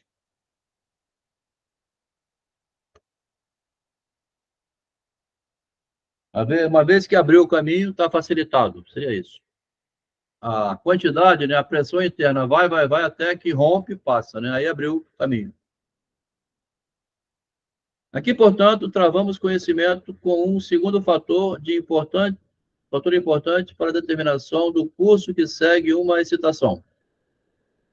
Uma excitação no neurônio alfa não só tomará a direção da barreira mais facilitada, como também a direção que esteja investida a partir do lado oposto. Os dois fatores podem reforçar-se mutuamente ou, em certos casos, tornar-se opostos, resistência, né? Antagônicos. Assim como resultado da experiência de satisfação, então aqui vai o resultado, né? Veio falando da experiência e essa experiência dá um resultado. Há uma facilitação entre duas imagens minêmicas e os neurônios nucleares do cérebro, né, que ficam investidos de um estado de urgência. Então, tem um investimento de urgência que fica armazenado na memória. Junto com a descarga da satisfação, não resta dúvida de que as quantidades internas se esvaem também das imagens minêmicas. Ora, com o reaparecimento do estado de urgência, olha, voltou a fome, né? Reapareceu o estado de urgência e o desejo. O investimento também passa para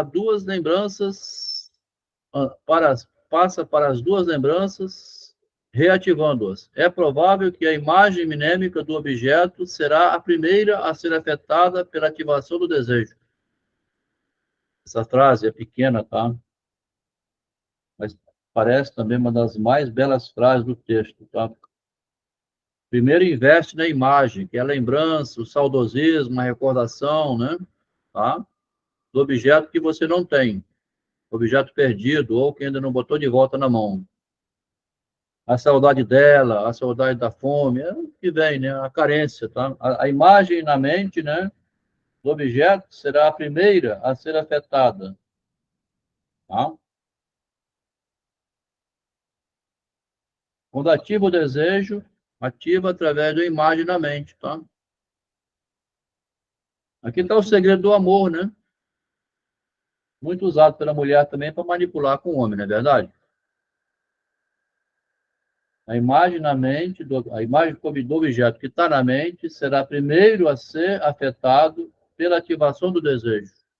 Então, primeiro vem a imagem, depois você vai à realidade buscar, tá? Se não vier a imagem na mente, você não vai buscar na realidade, não é isso? A imagem na mente faz você ir à realidade procurar aquilo que está na mente, né? E por que está na mente? Porque antes teve a primeira vez, né? Quando é que foi a sua primeira vez? Não há dúvida de que, na primeira instância, né, essa ativação do desejo produz algo idêntico com a percepção.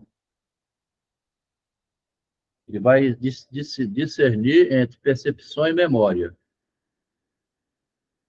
Na primeira vez, né, na primeira instância, a ativação do desejo produz algo que é igual, idêntico à percepção, a saber, uma alucinação.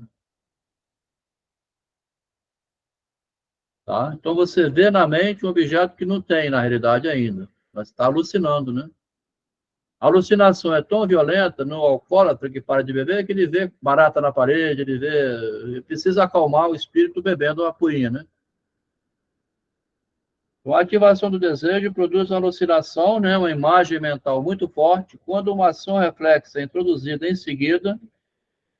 Fala, Melk. Você levantou a mão, Melk? Ou esbarrou? Ô, Adel, Ah, fala. eu fico curioso sobre isso, sabe? As alucinações, geralmente, elas são... que geram ansiedade, geram medo, correto?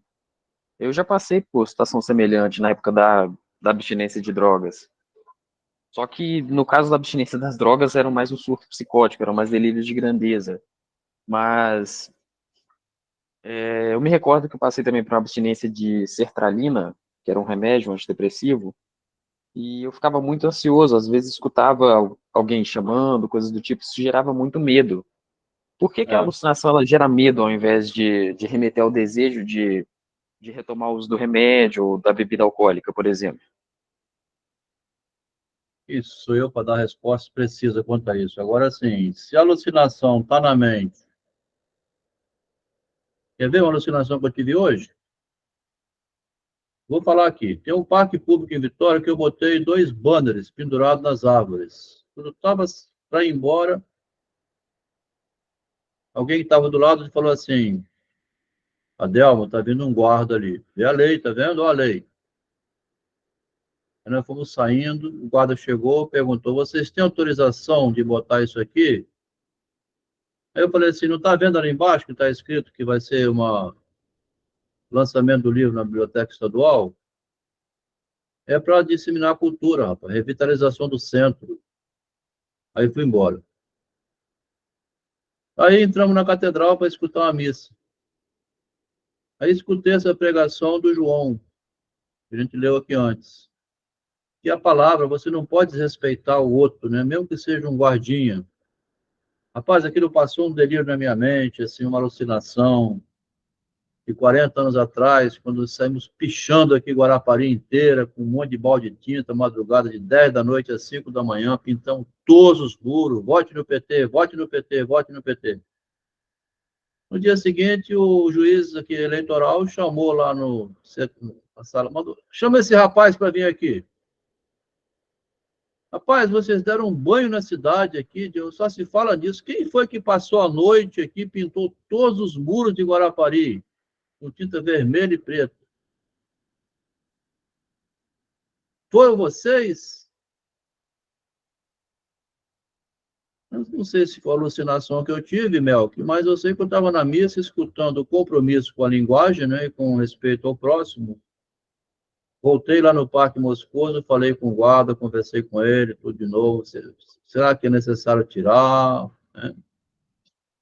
E o cara podia chamar lá o chefe dele e falar assim, ó, passou um bicho aqui, botou esses cartazes, disse que a Secretaria do Estado é que autorizou lá na Biblioteca Estadual. O velho Adelmo, com 66 anos, medo de ser preso. Ou que catasse os demais banners. Então, assim, você tem um desejo de publicar sua obra, de se vai muita gente, né? Que, enfim, mostrar o que está fazendo. E não é a realidade ainda, mas você vai lá e faz. Bota um cartaz onde não deve, né? Depois fica com medo da polícia. No meu caso aqui, tá, Melco? Então, você perguntou uma coisa, como é que você lidou com isso aí? Por que que você estava usando droga? Para excitar-se ou para proteger-se de alguma outra coisa, né? Esse experimento que você fez, estava difícil sair dele. Mas sempre é assim, você teve uma experiência mental e você quer sair dela ou que ela ficou na sua mente como aterrorizante, né? Você tem medo. Fica como se fosse uma alucinação, você fica delirando, né?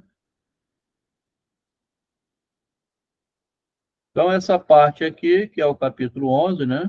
Do projeto, experiência e satisfação, tá?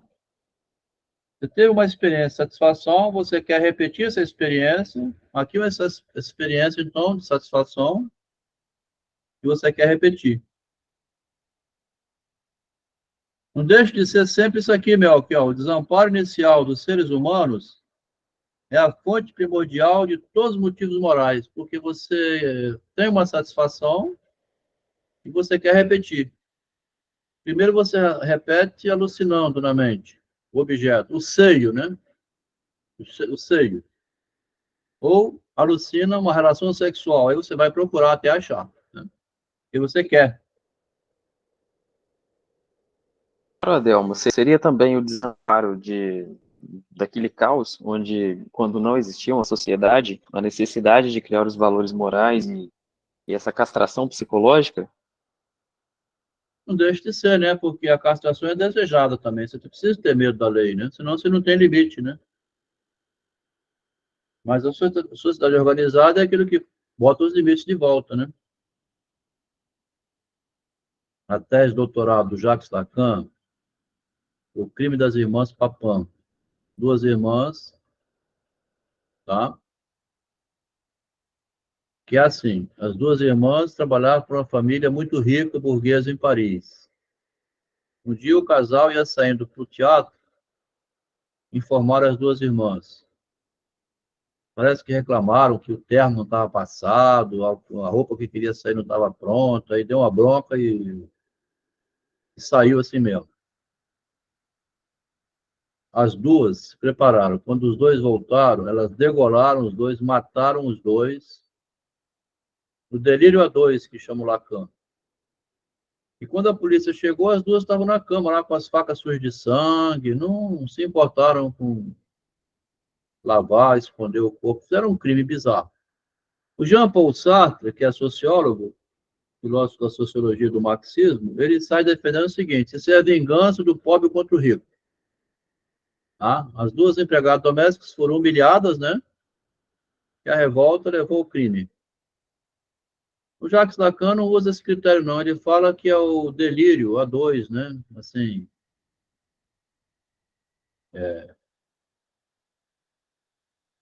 folie deux. Isso aí, Pedro. Parabéns. Em francês é folie deux, né? Delírio a dois, os dois combinam no estado delirante, uma vingança e...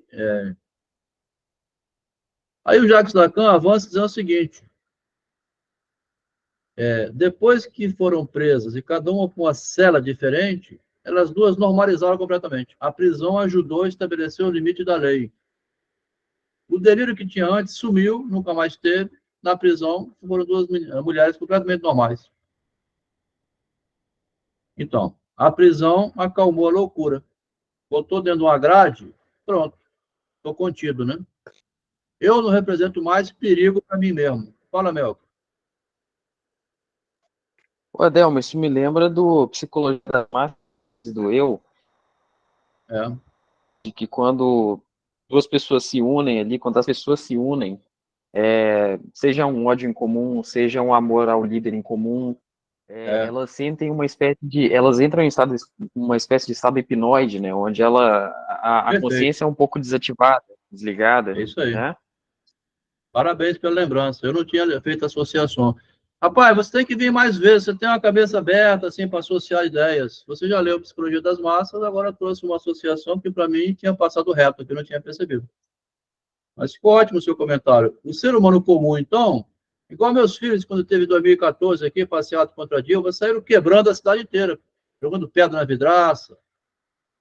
Né? Não é folia 2 só, então, é folia de massa mesmo, assim, loucura de massa, né? Todo mundo quer derrubar o governo, quer a revolta interna para ver se muda a sociedade, né? Foi bom você lembrar disso. Então, nesse momento, a consciência some. A responsabilidade desaparece, está no direito, né?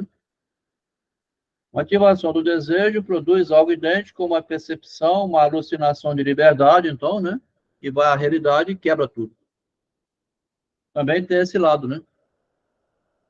E o ser humano é assim, é tudo simbólico, né? Quer dizer, a gente não tem uma realidade totalmente correta, assim, para saber o que é, né? De repente, soltou as rédeas, você vai, né? Então, alucina antes de obter. A experiência da dor. Aqui são 9h30, né? Mais o número 12, tá? Por hoje. É muito denso, né? 12, talvez, o 13, não sei, vamos ver. O 12 é pequenininho, que é a experiência da dor. Normalmente, o psicológico está exposto a quantidades internas, né, que vem de dentro, a partir das vias endógenas de condução. Tá? Então, é o delírio que vem de dentro, né? Querendo ser satisfeito.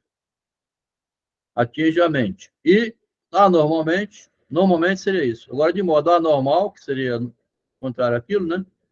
Embora ainda não patologicamente, nos casos em que as quantidades de excitação excessivamente grandes e hipertróficas rompem o dispositivo de tela de proteção fisiológica, isto é, nos casos de dor. Normalmente, a notícia interna vai chegando e não é tão rompedora como é a dor, né? Vamos dizer assim, hipertrófica. A dor produz no psicológico, primeiro, um grande aumento de nível, que é sentido como desprazer lá em ômega, né? No sistema da consciência. E 2, uma propensão à descarga, que pode ser modificada em determinados sentidos. E 3, uma facilitação entre esta última, propensão à descarga, e uma imagem minêmica do objeto que provoca a dor. Além disso, não há dúvida de que a dor possui uma qualidade especial que se faz sentir junto com o desprazer. Por isso que ela é imperativa, né? Aqui o Freud está falando, então, de uma dor na consciência, né? Que ele vai melhorar aqui. Quando a imagem minêmica do objeto hostil é renovadamente investida, por qualquer razão que seja, uma nova percepção, por exemplo, surge um estado que não é o da dor, mas que, apesar disso, tem certa semelhança com a dor. Surgiu uma percepção. É quando você tem medo da própria dor, né? Esse estado inclui o desprazer e a tendência à descarga que corresponde à experiência da dor, que corresponde, né? Mas que não é ela ainda, né? A dor antecipada, né?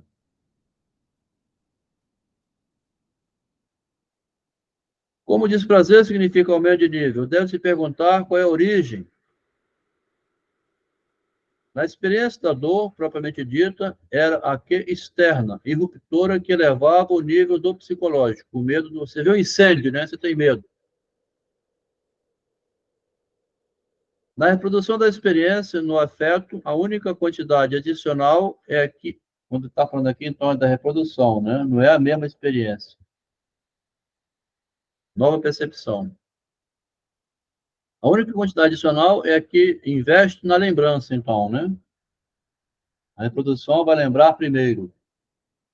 Sendo evidente que esta é da mesma natureza de qualquer outra percepção, que não pode ter como resultado um aumento, então não é igual a real, né? Aqui está no imaginário e depois vai para o real. Só nos resta, pois, pressupor que, devido ao investimento da lembrança, é isso que o Freud está querendo chegar aqui, tá? O investimento da lembrança. Que ele vai lembrar aqui a consciência como sendo consequência do investimento da lembrança. Ele separa a lembrança como psicológica e a consciência como sendo a decisão da vontade, como disse o Adriano mais cedo um pouco. A decisão da vontade é a consciência por causa da prisão, responsabilidade moral, etc. Mas enquanto está na lembrança, você está mexendo com o psicológico. O mecanismo dessa liberação só pode ser retratado da seguinte maneira. Assim como existem neurônios motores que, quando cheios até certo ponto, conduz a excitação aos músculos, descarregando-a, devem também existir neurônios secretores, que, quando excitados, provocam no interior do corpo o surgimento de algo, secretou lá alguma coisa. Inclusive, isso aqui foi descoberto, né? As secreções internas, né, que você chama de... Como é que chama? Oxitocina, é acalmante, né?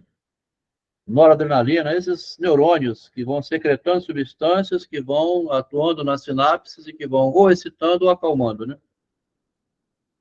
Provoca no interior do corpo o surgimento de algo, né? Que atua como estímulo sobre as vias endógenas de excitação, tá? As drogas são para isso, né?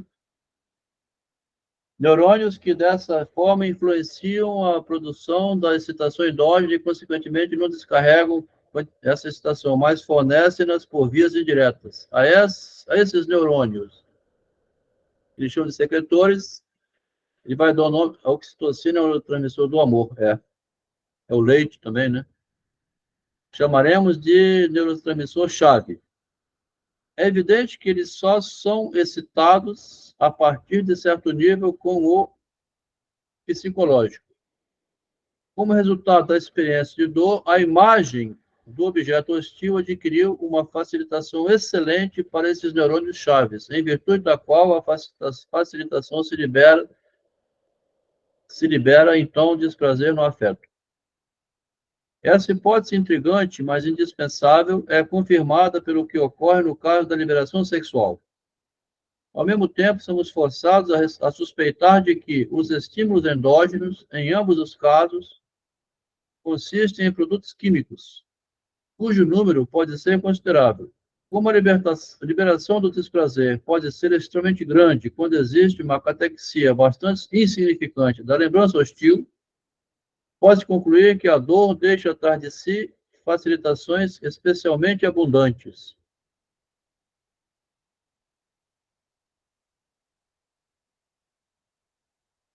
Que frase, hein? Estou no capítulo aqui, ó, da experiência da dor. Antes foi a experiência de satisfação, ó, do alimento, né? Agora é a experiência dolorosa, tá? E deixa atrás de si uma lembrança, né? Muitas vezes, inclusive, é desejável essa lembrança, né? Da dor, tá? A dor da perda, né? O masoquista, assim, ou quem gosta de uma cachaça para esquecer e vai beber, quer dizer, tem o lado, esse lado na gente, né? Nessa conexão, é de se presumir que a facilitação dependa inteiramente da quantidade de excitação alcançada.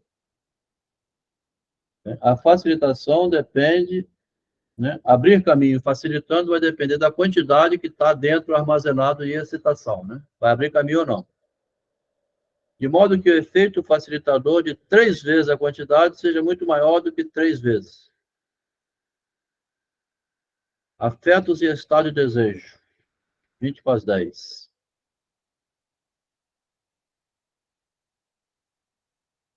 Aí tem a introdução do ego, tá? Vamos ver até a introdução do ego. Daqui a gente não avança, não. Vamos fazer só mais essa linha, então. 13. A introdução do ego é uma das mais belas do projeto, tá? Uma organização chamada Eu. O Freud está construindo o corpo humano aqui, né?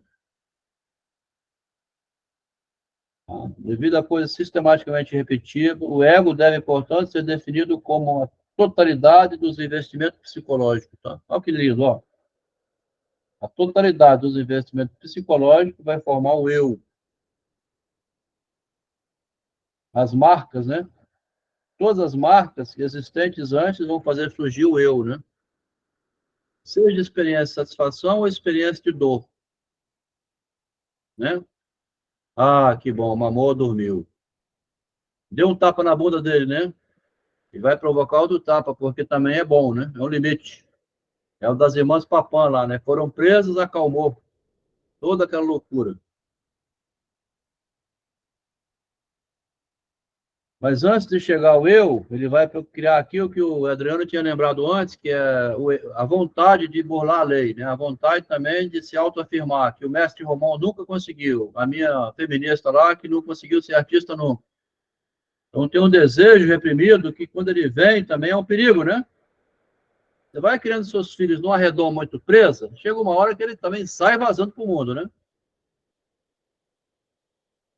Vamos para frente. Afetos e estado de desejo reprimido, né? Os resíduos dos 2 tipos de experiências, tá? Ele acabou de falar, né? A pequena de dor e a de satisfação antes, as duas, né? Deixa resíduos.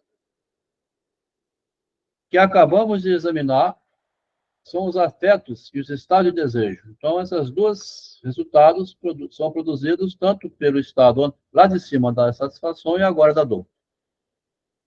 Está organizando o eu, então, né? Daqui a pouco vai surgir o eu. Estes têm em comum o fato de que ambos envolvem um aumento de tensão excitatória, né, no psicológico, produzido, no caso de um afeto, uma libertação súbita, e no de desejo, uma soma. Um desejo é uma acumulação de somas. Ambos os estados são da maior importância para a passagem da quantidade no psicológico. Ambos os dois, né? Pois deixam atrás deles motivações para isso. Tá vendo? Deixa para trás um rastro, né? Que constitui o tipo compulsivo, ó. A compulsão vem da lembrança, então. O estado de desejo resulta numa atração positiva para o objeto desejado. Engraçado que está falando do amor de uma maneira completamente... Tá vendo que interessante? O estado do desejo resulta numa atração positiva para o objeto desejado, né? Olha só. O estado do desejo, então, que é o amor, né? A vontade de estar junto, resulta numa atração positiva, né? em direção ao objeto desejado, ou, mais precisamente, por uma imagem, tá? Investir na imagem, né? Que é aquela imagem. A terapia, o Adelmo, Fala. terapia cognitiva, né, ela costuma dizer que quando a gente vivencia uma experiência, fica a imagem ali e às vezes quando acontece algo semelhante, por exemplo, no caso dos gatilhos psicológicos, é meio que passado um filme na nossa cabeça de todas as vivências ali, todas as memórias, passa a informação chega e passa por todo o sistema de crenças da pessoa até chegar ali em qual neurotransmissor vai ser descarregado, enfim, eu não soube expressar muito bem a ideia, estou um pouco cansado. Não, você está Espero indo que tenha bem. entendido. Está indo bem, é por aí mesmo. Então, o que é isso? É um acúmulo, né, de um passado histórico todinho, seja de dor, né? Seja do ruim, que é o dor, seja o que é bom, que é a satisfação, embolado junto, né? Sim, E você não consegue nem discernir nesse momento daquilo que passou, o que era dor e o que era satisfação, porque a fome também dói, né? Quando vem a satisfação, tem a dor que estava associada. Então, como separar amor e dor? Não tem aquela? Mora na filosofia, né? Como que você quer que separe amor e dor, né? Aí junto. O amor dói também. a falta do objeto de desejo causa dor e a presença dele causa o prazer, né, Adelmo? É. Mas é por causa da dor que vem o prazer e aí por isso você não sabe discernir mais, né? Muitas vezes você busca só a dor, Na né? filosofia hermética, tem a ideia da polarização, de que tudo é a mesma coisa, inclusive a temperatura. Então, meio que associando as duas coisas, é como se o amor ele fosse composto pelas duas coisas. O É, prazer e o desprazer são a mesma coisa, né? Porém, em é. polaridades diferentes, correto? Mas é inseparável, né? A gente só dá o nome, né? Para separar Isso. os dois nomes, os extremos contrários, mas eles vivem juntos, né? Os contrários estão juntos permanentemente. Então, o estado do desejo resulta numa atração positiva para o objeto desejado e é doloroso não tê-lo, né? Quando tem, ou mais precisamente, possui imagem minêmica. A exposição da dor, a experiência da dor leva à repulsa, à aversão, por manter investida a imagem minêmica da dor. Tá? Fica investida a imagem. Leva à repulsa, à aversão por manter a imagem minêmica hostil. Eis aqui a atração de desejo primária e a defesa, repúdio primário. Tanto a imagem minêmica da dor quanto a imagem minêmica hostil. A atração de desejo pode ser facilmente explicitada pelo pressuposto de que o investimento da imagem na memória agradável no estado de desejo supera amplamente o investimento que ocorre quando há uma simples percepção. Então, aqui ele vai separar, ao mesmo tempo que confundir, a imagem, né, a lembrança, com a percepção verdadeira. Você imaginou ou era real? Essa distinção, de modo que a facilitação particularmente boa passa do núcleo psicológico para o neurônio correspondente do pálio. Então, dentro da própria cabeça, né, passa do mental, que é o psicológico, para a massa neuronal do pálio. Por exemplo, o drogadito, o usuário de crack, né, ele vai chegando no instante que, se não der o que ele precisa, ele fica descontrolado, pega uma faca, pode roubar uma bolsa, sair correndo na rua, ele fica louco, né? Fica louco. Tá?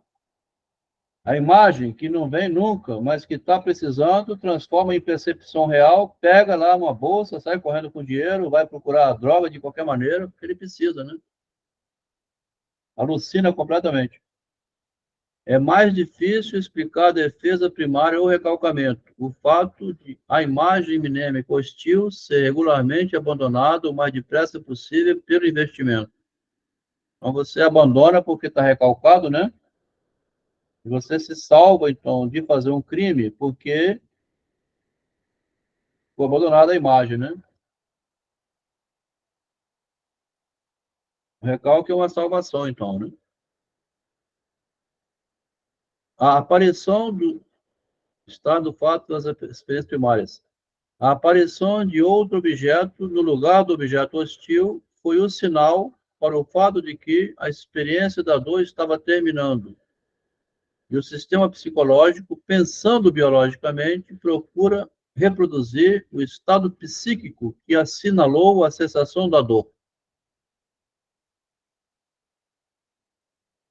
Com a expressão pensando biologicamente, acabamos de introduzir uma nova base de explicação que deve ter validade independente, ainda que não exclua, mas, pelo contrário, exige o recurso a princípios mecânicos. No caso diante de nós, poderia perfeitamente ser o aumento de uma quantidade invariavelmente produzido com a catexia de uma lembrança hostil, que força o acréscimo da atividade que Freud, então, parece que se justifica que Freud tenha escondido o projeto, porque ele entra numa outra passagem aqui que depois ele abandona. Pensando biologicamente,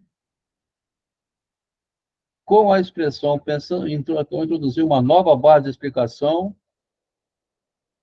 e que eu vou encerrar por aqui, que também é cansativo ler isso, tá? Manter todo mundo aqui atento, né, durante 2 horas, eu acho que não deve ser fácil. Vamos deixar por aqui hoje. Continuamos o 7, semana que vem. Ô, Adelmo, Fala. sugestão aí de talvez um texto que a gente possa ler depois é o Além do Princípio do Prazer também, é um texto bem neurológico, né? Ligado a Consegui esse aqui. entender ali. Oi? Totalmente ligado a esse aqui. Aquele lá é uma continuação desse. Eu custei entender, Adelmo, aquele texto é muito, muito neurológico, é muita coisa, tipo, complicada, assim, de entender. Aham. Estava acostumado com a metapsicologia freudiana, daí eu pego uma lei do princípio do prazer e tomo aquela porrada na cara. Entendi.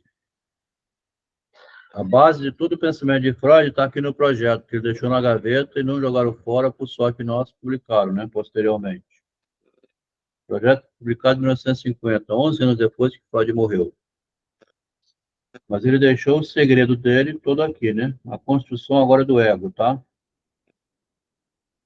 Vai ler semana que vem. Como que o Freud vai mostrando como é que nasce dentro da gente a consciência, através das lembranças e da responsabilidade.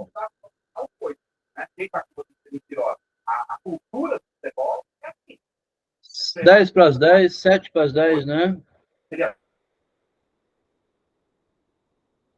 E nós estamos com 13, 14 pessoas acompanhando. Quem quiser fazer qualquer comentário está completamente livre. Já estava durante, né? Mas ainda assim, no final. Esse escorpião, né, que você chamou, Melk, amigo seu, né? Eu? Não é do Freud. Tá com o codinome aqui, escorpião. O Freud já saiu, Rodrigo Freud, né? Mas ele continuou. Quer comentar alguma coisa, parceiro? Fica à vontade, tá? É livre, qualquer manifestação. E aí, Cristóvão, como é que tá a nova aldeia? Fazendo muito calor, meu irmão. Muito As calor? aldeias aqui estão pegando fogo. É mesmo? Muito calor. Boa noite, Bastante quente. Cristóvão. Boa noite. E não tem nem, como é que chama, ventilador também não? Tem que ficar aguentando sem nada? Bem, aqui na minha casa tem, né? Ah, tá. Mas a gente não pode ficar com a luz acesa, que entra tanto inseto, tem aquela tela bem fininha, não sei como é que esses insetos conseguem, não. Mas eu, antes de deitar, eu passo o spray, aí eles vão morrendo, eu boto aquela sentinela boa noite, espanto um bocado, aí pronto. Aí eu vou dormir a noite toda. Que bom, hein? Mas tá muito bom. Ô, Cristóvão, Sim. acho interessante o nome, Sentinela Boa Noite. É aquela, Mas você é sabe aquela que sentinela. É a sentinela que tem no Brasil. aquela que vai queimando, né? Uma fedorenta aqui só. É chamada Boa Aquela Noite, né? fedorente. Boa noite, a fedorentinha.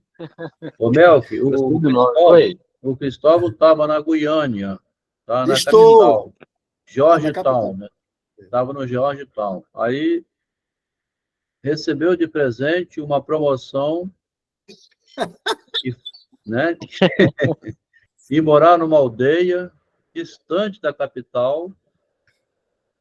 Nessa aldeia, as condições são precárias, né? Que isso. Bem precárias. Uma aldeia indígena, bem afastada de... Qual a distância que tem de Georgetown até aí que você está, Cristóvão? Você tem mais ou menos a ideia da distância? De van são 12 horas. Ah, De avião é 1 hora. Mas é só cruzar a fronteira, estou do lado do Brasil, na cidade chamada Bonfim. Para ir para Boa Vista é 1h30. de Georgetown até aí são 12 horas de van, 1 hora de É avião. de van. De avião, 1 hora. Entendi. Deve dar uns 400 quilômetros por aí. Mais ou menos. Quer dizer, 12 horas quando a estrada está boa, né? No período de chuva, você sabe quando sai. Que experiência neurológica Ô, interessante, Adel, né? Fala, você costuma vir em BH? vez ou outra, né? Ué, Adel, quando você vier pra cá, fala comigo pra gente tomar um café, bater Tá um bom. papo. Tá. Eu já morei em BH. Morei 6 anos e meio. 6 anos em BH, né? Qual foi a paróquia que você estava sendo o pároco, o Cristóvão, Não, lá em não, BH? quando eu estava estudando, quando eu estava em formação. Ah, Em tá. Campo Alegre. Campo Alegre. Campo Alegre. Aham. É. Campo Então Alegre, nós temos... São Bernardo, é ali perto da Pampulha. Sei, que bom. Perto Então da Pampulha. nós temos no grupo aqui um teólogo, né, que sabe várias línguas, um senhor experiente, que lida com as comunidades humanas, né, espalhadas pelo vários lugares do mundo, já esteve na Colômbia, em vários lugares, e agora está no interior da Guiânia como um presente de Deus, né, para a experiência na Terra, né? É a minha purificação. É a purificação. Ah, isso que é a experiência de purificação aqui na Terra, tá vendo? Tá vendo? Que bonito, né? É a minha leitura. Agora, eu É, nunca. Pô, e quer dizer, desde os meus anos de 10 anos de idade, toda a minha vida foi de capital. Né? Desde os 10 anos. Que eu nasci no interior, aos 10 anos, minha família mudou para a capital. Desde então, toda a minha vida foi de capital. Agora, com 68, cara, mudar de capital lá por Brocotó, foi assim uma mudança assim, que eu te falar, mexeu até com o meu emocional. olha só. Ainda bem que você está compartilhando isso também nesse grupo. Nós estamos estudando aqui a Constituição, né, que nós acabamos de ler hoje aqui do eu, né, que ele vai mostrar o eu, depois desse sofrimento todo, né, como ele disse aqui no texto, né, depois desse sofrimento todo vai surgir o eu, lá no começo. O eu que aprende a barganhar, né, Adel?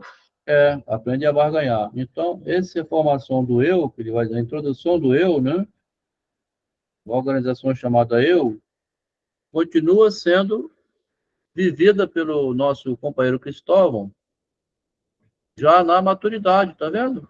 Passou a vida morando em capitais e agora a privação da capital, que é você morar numa aldeia sem condições nenhuma, que mexe no estado emocional. Interessante, né? Uhum. Eu me dei conta que estava mexendo, com o meu emocional, porque uns meses antes eu estava com uma tosse seca, que no Nordeste chama tosse de cachorro, né?